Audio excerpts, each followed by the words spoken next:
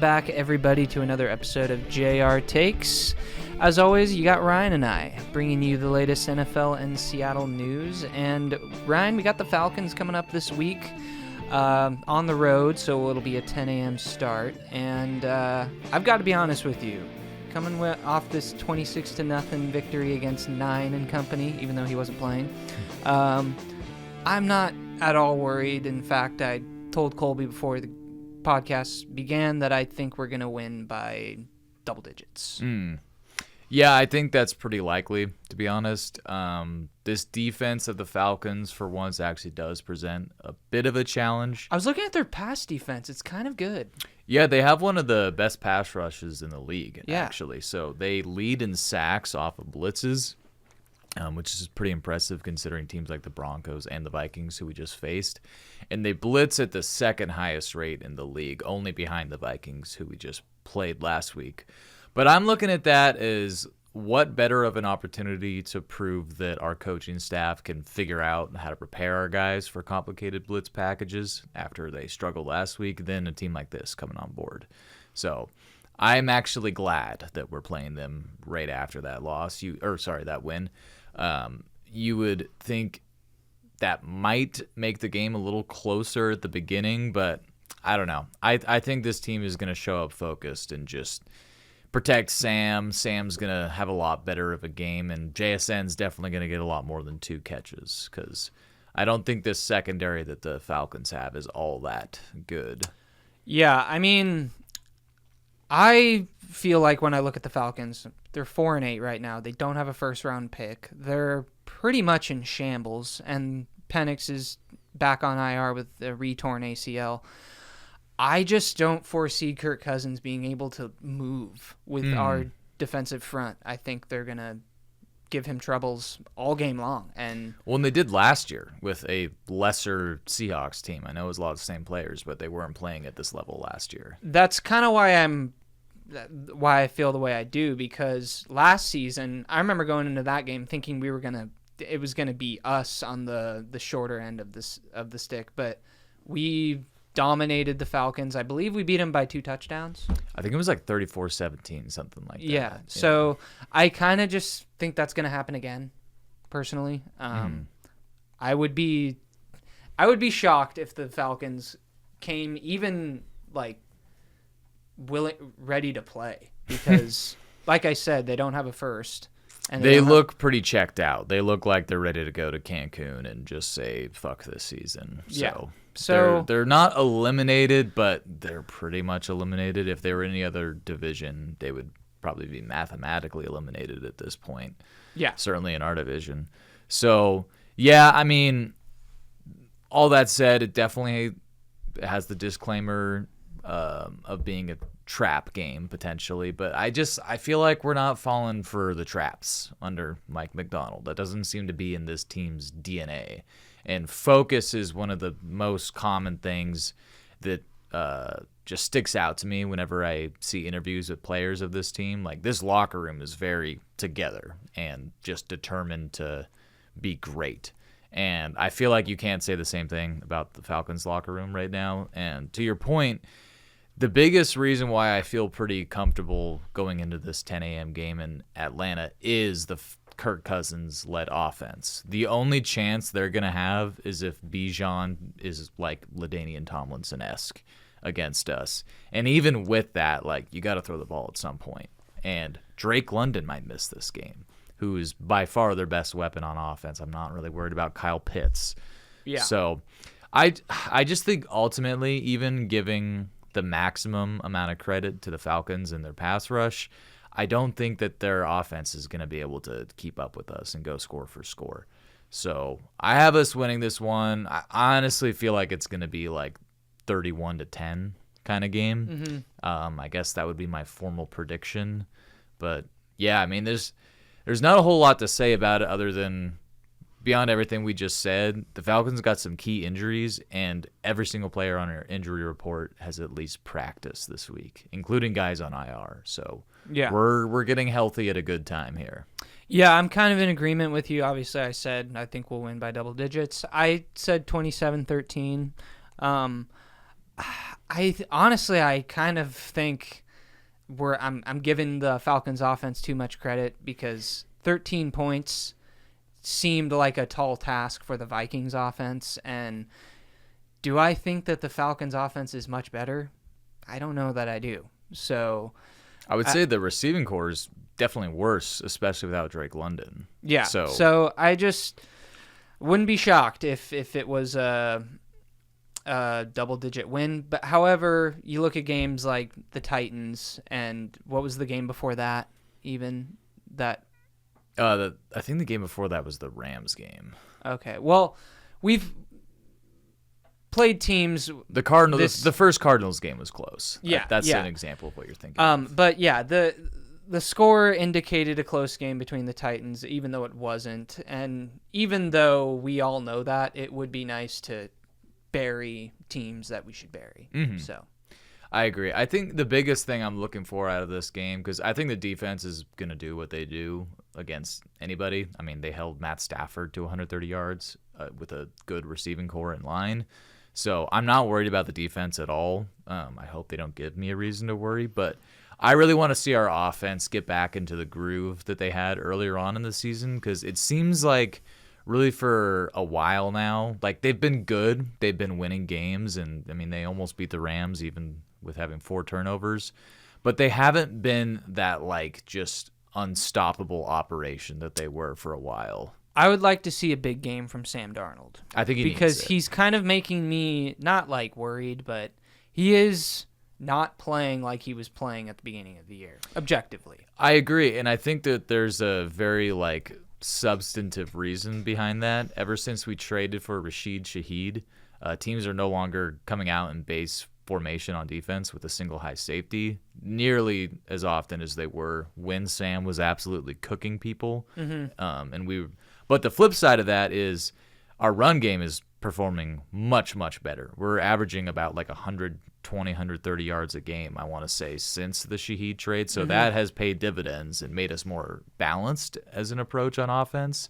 But I think they're still kind of working through the kinks of how you attack defenses with this scheme when they're playing too high. And we're seeing a lot more of that. But it's something we got to figure out because you're definitely going to see it in the playoffs. So potential here for Sharp and K9 to have a big game too, I think. Yeah, I definitely think they will, because I was also looking at the Falcons' rush defense, and it's significantly worse than their pass defense. Yeah. So yeah, we could be looking at a nice day on the ground from our 2 boys in the backfield. But yeah, I don't really have a whole lot else other than I think we're going to go into Atlanta and take care of business. I agree. Yeah, looking forward to it. It's nice to be confident in these 10 a.m. games, because there was a long time as a fan where you were dreading them. Yeah, no kidding. Good, mid, and ugly this week. Going around the league. I guess I'll start us off. I've got Bryce Young and the Panthers knocking off the Rams at home. Not that it would have made much of a difference. The Rams don't have that much of a home field advantage. No, nor do the Chargers. In LA, yeah. But, yeah, Bryce Young, he keeps... God, talk about a roller coaster of a career. Every time I think he's good, he looks like he can't play in the league. And then every time I'm like, okay, he's not good, I guess. He plays out of his mind and wins them a game in comeback fashion against the fucking best team in the league. Yeah. So it's like, what is this guy? So I feel like it's just some growing pains, no pun intended, given his height. But yeah, I like the way the Panthers are playing. They're kind of sneaky. I don't know.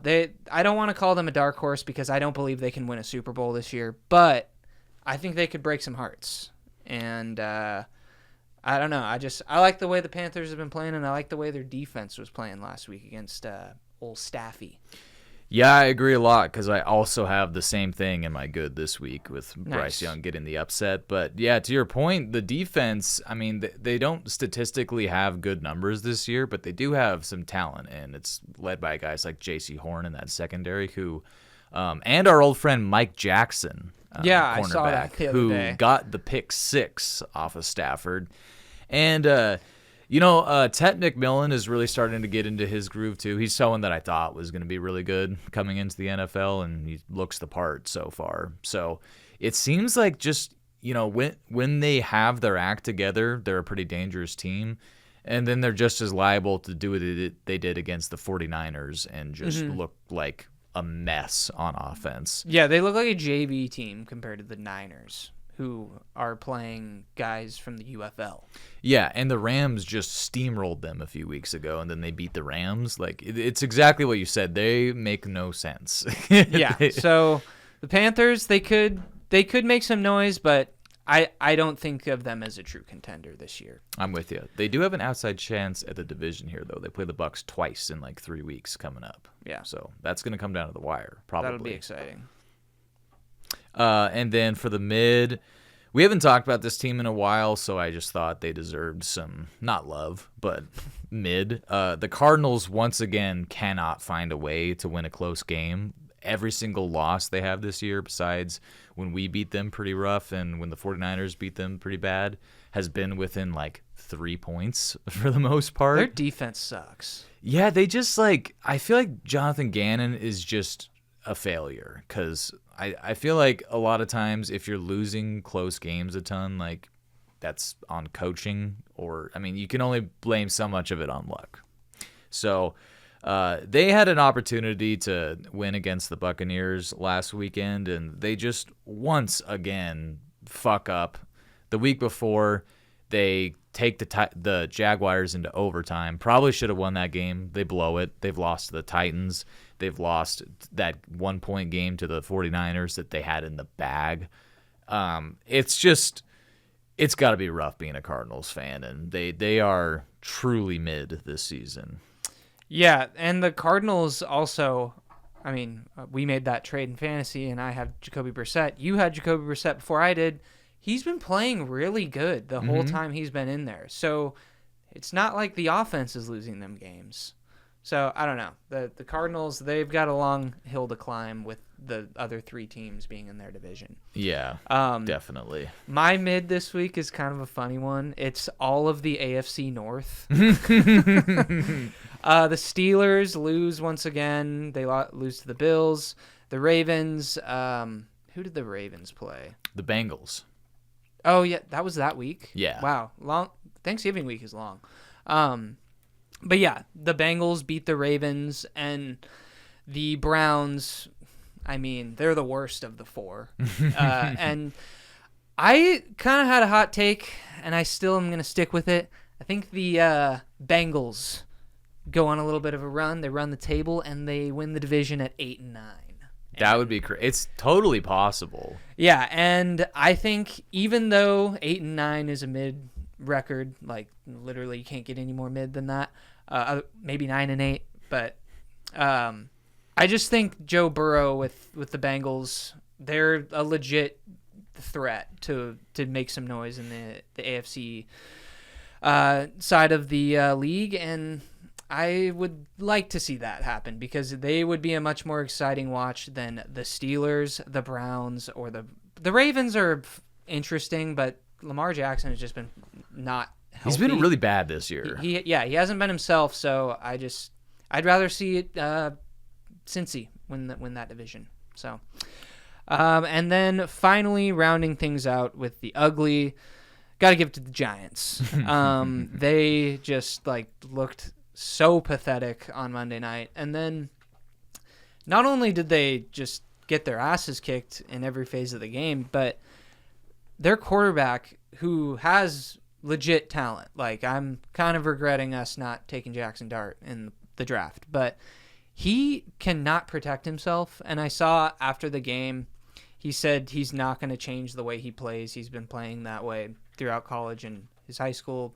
Well, guess what? This isn't college or high school, and you will have a short career if you continue to play and get concussions every other week because you're he got leading with your shoulder. destroyed on that sideline hit too. Like, yeah, just get out of bounds. And like people were saying like, oh, he's a foot from out of bounds. Okay, he's not out of bounds, so he's got every right to get killed by that linebacker. Like, yeah, that's why you just, do that extra 6 inches of yardage matter? No, just get out of bounds. And Protect yourself. I think Mahomes started this whole like bullshit with his like stutter stepping out of faking going out of bounds and then getting an extra 20 yards. It's like, just get out of bounds. Yeah, that shit is so annoying when he does it.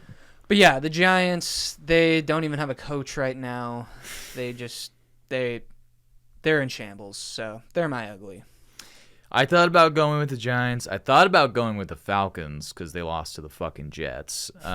But this week, for the ugly, I want to talk about the Steelers getting just destroyed at home by the Bills and Aaron Rodgers getting knocked on his face and like cutting his nose open and then calling out his teammates in the press conference afterwards, and then Mike Tomlin immediately thinking that Adam Thielen is their solution. Like, you guys don't even get the mid this week because I don't even think you're going to make it to 9-8. You look like a team that's going to be a sub 500 team this year.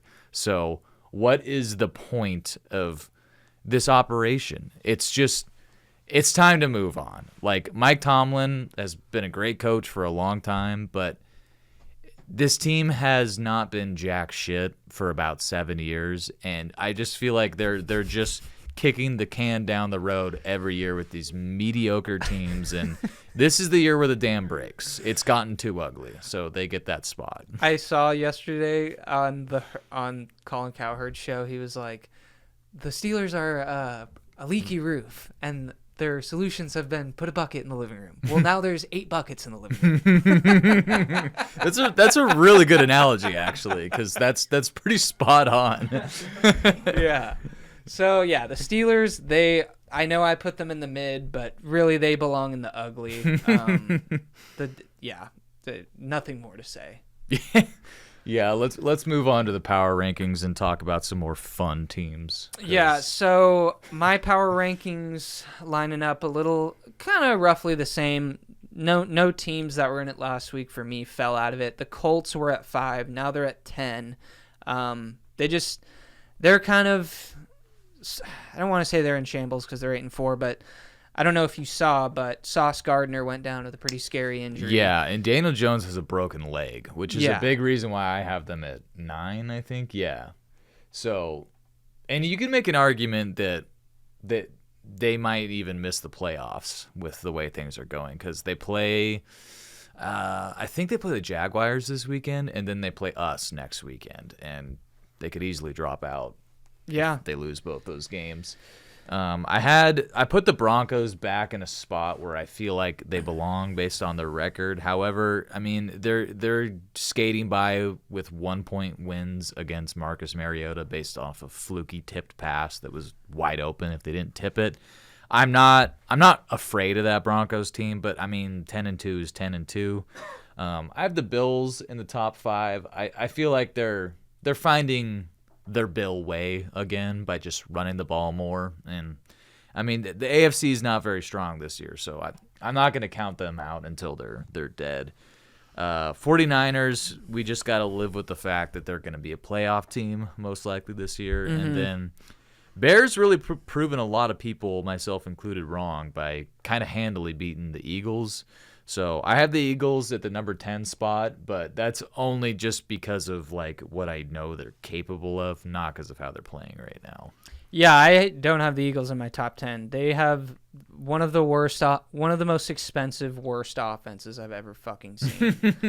It's like annoying to watch them as like a Saquon Barkley fantasy owner. So I bet. So I don't know. And the Bears putting up, what was it, like 280 rushing yards on their ass? Like, oh, damn, I didn't even realize that's that. fucking ridiculous.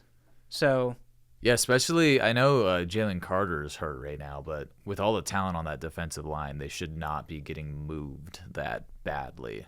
Yeah, the Eagles they remind me a lot, I know you said it, the other day, but they just remind me way too much of the 2023 version of that team. Yeah. I think they've just reverted back to that, and I don't think they're gonna. I think they're gonna be one and done if they do make the playoffs. Because I think the Cowboys are right on their heels, and the Cowboys actually look like they look kind of scary, legitimately scary for the first time in Dak's tenure. Yeah, because actually that trade that they made for Quinnen Williams has really paid off. He has changed the whole dynamic of that defense. Like they're kind of a tough front all of a sudden, and for the first half of the year, their defense was like the worst ever. And so, but their offense was always pretty good. So, yeah, I mean, it's Dallas. They're not going to make it to the conference championship game, but like they're definitely a playoff threat if they get there. Yeah, something about Dallas being a real threat is like, I hate to say this, but I do think it kind of makes the NFL a little bit more interesting. Because we're going to hear about them on the media no matter what. Well, so. Like in 2014, when we went back to the Super Bowl and lost to the New England, the Cowboys were like the only team that year that I was like, I don't want to play them. I was really glad the Packers beat them. Yeah. And even with the controversial no Dez catch situation. Yeah, well, because remember earlier in the year, DeMarco Murray ran all over our defense and we got like cooked. Yeah, that early 2010s Dallas line was miserable to play against. Because I just remember like they would just DeMarco Murray wouldn't get hit till he was 4 yards past the line of scrimmage every run. It was awful. It's also just like, all right, if you're going to fucking cover Dallas so much, like, it's annoying when they suck. And, like, they're still getting all this attention. Yeah, that's what I was getting at. So when they're good, I'm like, all right, this is actually kind of cool. They're good. And, like, we're not just bullshitting and faking this, thinking that they're a contender when they're not. Yeah, so, I agree. If they're going to be in the media every fucking day, at least have it be worth it. Yeah. But yeah, that's really all I got for this week's episode. I have borderline the same teams in my I do have the same teams in my power rankings, but Seahawks still at 2. Or no, they went up 1. They were at 3 last week for me. Pats went down 1 even though they handled the shit out of the Giants. I think us compared to the Pats, I think we would beat them. I think so too. I think Drake May is playing excellent, like maybe best of any quarterback this year, but you got to take into account who they played, and they have played the easiest schedule I think I've ever seen. So they're a good team. I'm not saying they are anything but that, but there's some asterisks to it. So for sure. Yeah, well, hopefully we can go into Atlanta on Sunday and get the job done and have a happy reaction video podcast. Yeah, and hopefully the Cardinals can do us a huge, miraculous favor and beat the Rams. But, I mean, I'm definitely not counting on it. Yeah, that's not happening. But who knows? Bryce Young did it last week. Maybe Jacoby can do it this week. Yeah, in Jacoby, we don't trust, but we hope.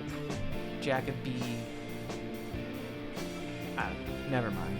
All right, yeah, let's cut this thing off. All right, well, thanks for stopping by, guys, and we'll catch you on the next one. Yep, see you next time.